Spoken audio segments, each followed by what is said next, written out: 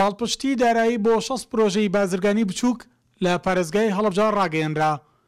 ئەمەش لە چوارچەوەی پرۆژێکی درێژخایەندا جێبەجێکرا کە بریتیە لە هەڵمەتی هۆشیاری و پاڵپشتی دارایی بۆ گەنجان و کەسانی خاوەن پێداویستی تایبەت. ئەمڕۆکەی بینن لێر لە شاری هەڵەبجە کۆمەڵێک پرۆژەی زۆر جوان و بچووک ئەخرێتە سەر پێ بۆی کە ڕێکخراوی هاندیکاپی جیهانی بە هاوکاری و پاڵپشتی ڕێکخراوی دارایی ڕێکخراوی جیایزیەتی ئەڵمانی و پرۆژەکە ئەتوانین بەگشتی پێک دێ لە دوو بەش سەرەکی بەشێکی پاڵپشتکردنی داراییە و بەشێکی ئەنجامدانی هەڵمەتی هۆشیاریە بۆ کۆمەڵگا و لە ناویانە کەسانی خاوەن پێداویستی تایبەت کە چۆن متمانە بە خۆیان هەبێت.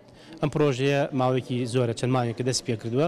ئەمڕۆ بەشێکی بەرەو هەنگاوێکی زۆر باش ئەبڕێلەوەی کە ئەو بەشداربوانەی کە لە سەرەتا فۆرمیان پڕکردەوە بۆ ئۆنلاین و دوایی ژمارەی هەڵبژێران و خولی ڕاهێنانیان بۆ کرایەوە. ئەمڕۆ 6 کەسیان لە کێبڕکەکە دەرچوون و ئەبنە خاوەنی پرۆژەی زۆر باش.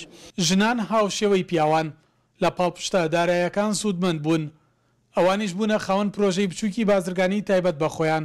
وەکو دەستپێک 6 میلیۆن و نزیکەی 700,000 بۆ ئەوانەی کە تازە ئەکەونە سەرکار و بۆ ئەوانشی کە پەرەپێدانە نزیکەی 5 میلیۆن و 200,000 تا 300,000 بەپی پرۆژەکان جیاوازیان هەیە. بۆ ڕێژەی خانمانیش کە لە پرۆژەکە بەشدار بوون لە 140 بۆ خانمان دەستنیشان کراوە. ئەمەش جێگای خۆشحاڵیە و جێگای ئومێدە کە خانمانیش بکەونە سەرکار. هەریەکە لە بەڕێوەبەرەتی کۆچ و کۆچبەران و ڕێکخراوی کەمەنداوانی هەڵەبجە و بەڕێوەبەرەتی گشتی کاروباری کۆمەڵایەتی هاوکاری سەرخستنیە پرۆژەیە بوون. وەک بەڕێوەبەرەتی کۆچ و کۆچبەران و وەڵامدانەوەی قەیرانەکان زۆر خۆشحاڵین کە بەهێنانی مناظەمەی نێودەوڵەتیەکان و کە لە ئێستادا مناظەمەی هاندیکاپی نێودەوڵەتی بە پاڵپشتی ڕێکخراوی جیایزیەتی ئەڵمانی پرۆژەی پاڵپشتیکردنی ئابووری 6 کەس لە سنووری پارێزگای هەڵەبجە کەوتە بواری جێبەجێکردن کە ئەمەش هەلێکی گەورە و فراوانە بۆ سنووری پارێزگای هەڵەبجە و 6 ئایلە دەکەونە سەرکاری خۆیان و